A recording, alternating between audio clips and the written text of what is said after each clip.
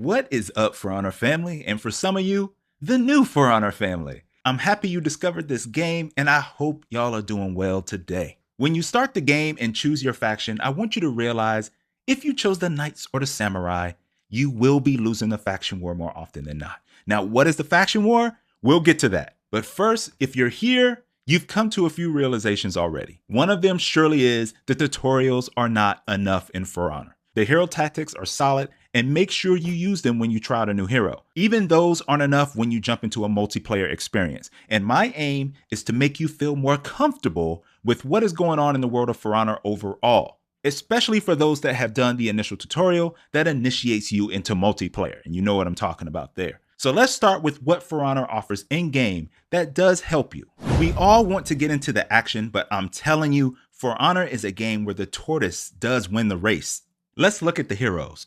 There are 37 heroes divided up amongst 4 classes. You have Vanguards, Assassins, Heavies, and then you have your Hybrids, which is a variable mix between the 3. There's plenty to learn for each, but remember what I said about the tortoise winning the race? Keep that mindset and start slow. Once you master the basics in the game, you'll be able to have success with any hero. I'm not saying you'll be great because there are too many factors, but you'll be able to hold your own as you learn. All of the release cast heroes cost about 500 steel to unlock, so it shouldn't take you too long to be able to try out different heroes and different classes to get a feel for what you like and how you want to play. Let's look at my Kensei, who is a Vanguard hero. The good thing about the hero section is once you select a hero, you can go straight into hero tactics from the hero screen. But before you do that, just take a peek at the moveset. While it may not mean much to you initially since you're learning, it's still good to start associating yourself with the names, verbiage, and button combinations you'll have to press because you'll see some of the same icons and collection of attacks across heroes. Speaking of those icons, notice they are next to the moves or the hero specific moves. This is very important so you understand how the hero's moveset can be used. Use the icon legend to help you understand what each one means. For instance, the blue chain link means you can perform strikes in sequence.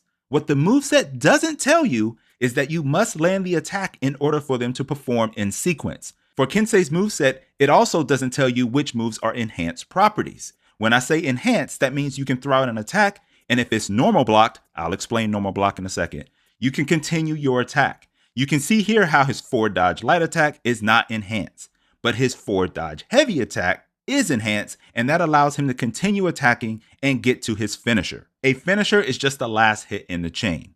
Now, when I say normal blocked, I'm just talking about the normal top, left, and right movement to block a normal attack.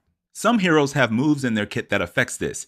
You can see here how every attack I do is blocked by the Conqueror, even when I use my enhanced attacks. This is part of the learning curve you will take on, so it's important that you don't get too frustrated and just slowly learn the abilities of other heroes so you can smartly counter them. Because there is always a counter or a way out other than quitting the game or quitting on your teammates. Now here is a counter Kensei can do for the All Guard. You see here if I'm close enough and within range, I can bash Conqueror out of this and go for a quick light strike or not based on the situation. Or I can perform attacks out of range so I can get to my heavy finisher to get some damage on Conqueror or force him out of this move. The important thing is to first know your hero's capabilities, because if you do, even when you encounter something new, you'll understand things you have done or can do to capitalize. That's why going into hero tactics is important. It goes over all of your moves and some combos you can use to familiarize yourself and then practice against a bot afterwards if you wish. Also, don't skip the tutorials, guys. Make sure you do each one.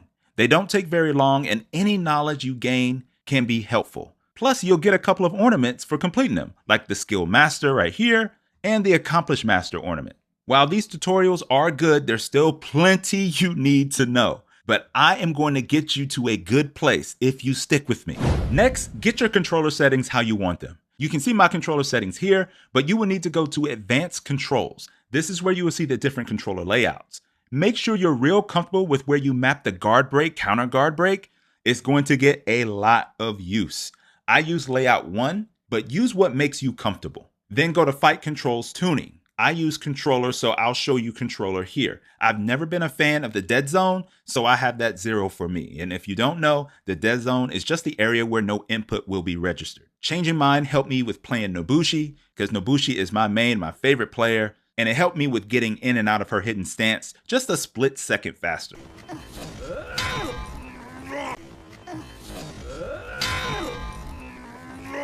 That was impressive. Pat on the back. Pat on the back. Come on. If you're only going to be using heroes in duels in For Honor, you're at a decent point here to just go do that from a strictly gameplay perspective. Duels are pretty straightforward. You have hero versus other hero, you battle it out. There's really nothing more to that. If you want to know more about the faction war, Ubi's current release windows, customizations, revenge, renown, or feats and perks, you can use the timestamps to go to those areas now. If you are playing any team modes, you need to stick with me here because there is plenty I'm going to go over to help you not piss off your teammates and to understand why you may be getting pissed off. One area the tutorial doesn't explain that well is revenge in team modes. I did a video to help people like yourself that are curious how revenge works, and here's a clip from that should be able to help you. You can only gain revenge when you have more tags than someone you're fighting. So if you're in a 1v1, obviously you're not going to be getting revenge. But as soon as somebody else comes and they attack you, then you're going to start picking up additional tags. Now, how long those tags last? Those tags last 5 seconds. So each tag starts at 5 seconds. And once you're attacked again, that tag resets. So always remember that, especially when I show you exactly what's going on in this video. And understand the point of revenge, y'all. The point of revenge is to stall. It is not to become He-Man. You don't become the power. You don't have the power of Grayskull. And then you just start going in on everybody. I know it feels like that, but the point is to stall. Just hold out until your teammates come. And it's okay to create space. That's a good thing. If you know you're in a 3v1 scenario, you can't take them all out, just stall until other people come. You should understand the methods to gain revenge. You know you get it from damage feats, from stamina draining moves, block, parry, perfect dodge. That is the methods that you're going to be gaining revenge. And of course, this is all in relation to the tags. So you can see how that's an important clip on revenge that they don't tell you in the tutorial. Now, I'll leave a link to the revenge video in the description if you want to learn a bit more in that area. I don't want to just bombard you with a lot of information, so I'm going to leave it up to you to explore that more if you choose. But one thing I do want to do is provide you a little revenge advice. If you are low on health and your teammate comes over and has more health, I'm saying in this situation, and you see that the revenge meter is creeping up, you know the opponent has the tags to get revenge because it's now a 2v1. Make sure you diagnose the importance of you staying there. If it's the end of a match and it's about to be a 4v1, giving the player revenge doesn't matter very much. But if you're in the thick of the match, it may be time for you to rotate out, use the buttons to ask for another player to come in and help your teammate, but don't feed revenge. Because so many times people will feed revenge and then try to run away, and what they do is risk the possibility of getting you both killed. You don't have to sit and babysit. Have some faith in your teammate or call for help. Another gameplay important element for new players are feats and perks. Feats are going through a slow rework right now. Warden received rework feats that improved him in team play. Berserker will have some feat adjustments soon. PK will have some feat adjustments soon. They had Shinobi and Scent in the last testing grounds with new or reworked feats. So what you see now may change for these heroes. The most important thing is to equip what works for you and your playstyle. You'll realize rather quickly, if you haven't already, that not all tiered feats are created equal. Now let's talk about perks. There is an about section on perks, but it doesn't do a great job of letting you know when you combine 3 perks. There are 21 total perks in the game, and each hero has 7 they can choose from. Perks are in 3 categories such as offense, defense, and assist. What you need to know as far as equipping perks is that you currently can't do a 3-perk build with an epic, heroic, and legendary perk. However, you can combine 3 common perks, or 2 common and a rare, or 2 common and an epic, 2 common and a legendary, or a common, rare, and a heroic, epic, legendary perk.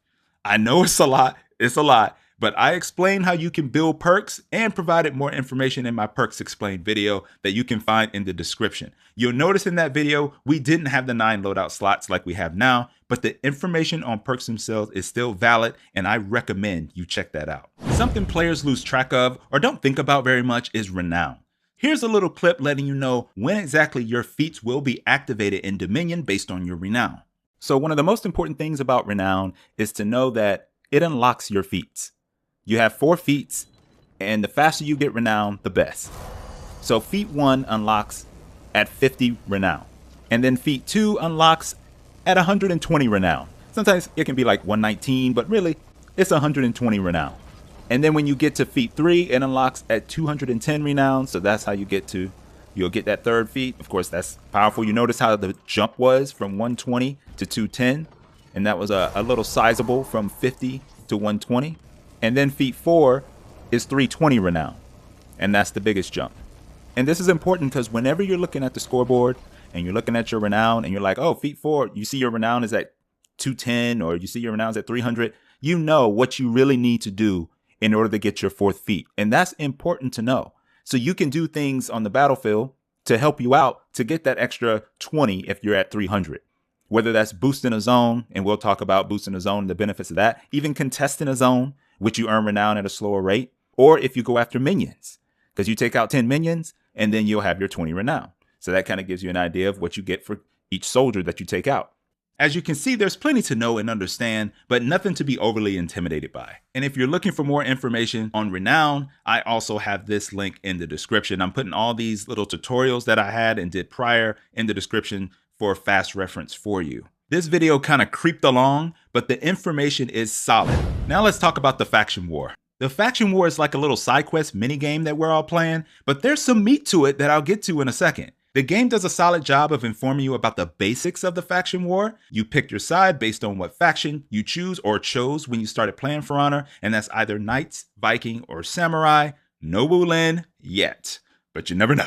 Now you fight to support your faction no matter which hero you choose. You can change your faction, but there are minor consequences, and you'll see that when you go to change it. A battle occurs every 11 hours, then depending on the territory numbers and who owns that, claims are staked and another battle ensues. Seasons last 10 weeks and are divided into 5 campaigns lasting 2 weeks each. If you participate in the faction war, which you do simply by playing and finishing matches, you earn rewards based on where your faction is ranked. It does reset at the end of every season. There are discords you can join that have fun with this and will tell you where you should focus your troops and efforts. That does make it a little more fun, and shout out to those engaged in doing that. Special shout out to the Samurai Faction Discord. I'm always riding with them and looking at their orders. But one of the most important things you need to know, they don't tell you, and that's pay special attention to your mills and your forge. Here's why.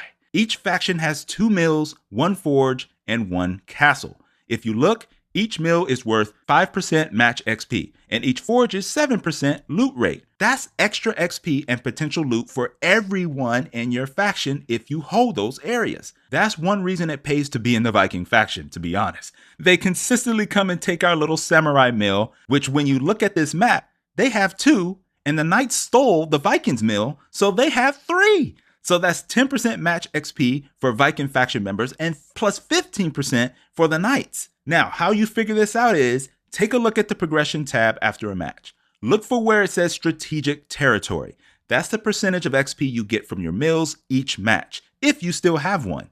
This number is figured out based on adding the hero and match victory XP, and then multiplying it by the percentage. So if you own 1 mill like the Samurai do right now, it will be 0.05. That's how you get the number. So that's some faction war intel for you, so you can be more strategic on how you place the troops, because it can help you rep up just a little bit faster or gain some more loot. Some of you may be curious on how often do we get new heroes or unique hero executions? Well, I'll tell you that Ubi's current release window is a hero release in Season 2 Title Update 2 and Season 4 Title Update 2. So that puts us getting heroes in July, in either the end of January or the first week of February. We should see around 1 hero skin every season on average. They come out with a yearly roadmap, and that will show us what's on tap for the coming year. For unique executions, recently we've been getting 3 a month. So with 37 heroes, if they can keep this up, we should get 1 unique execution per year for each hero. But that's simply an estimate, so you can't hold me to that, because sometimes they'll give 1 hero 2 executions over a course of a year, and another might not get 1.